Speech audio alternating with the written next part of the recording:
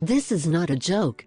Take 1/4 teaspoon of this spice and you will fall asleep quickly.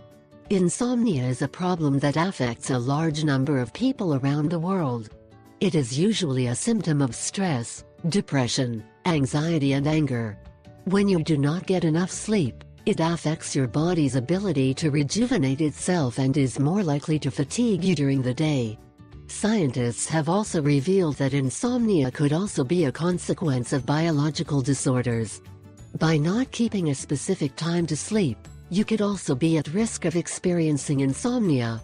Other factors responsible for insomnia: chronic pain, low back pain, gastrointestinal problems, arthritis, nasal/sinus allergies, neurological damage, endocrine disorder.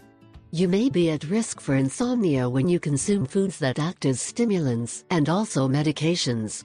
Some examples include alcohol, nicotine.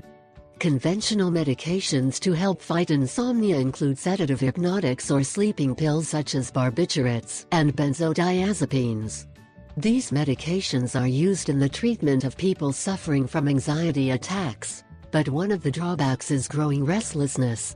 Valium, Xanax and other drugs of this type will help sedate you by suppressing the activities of the central nervous system.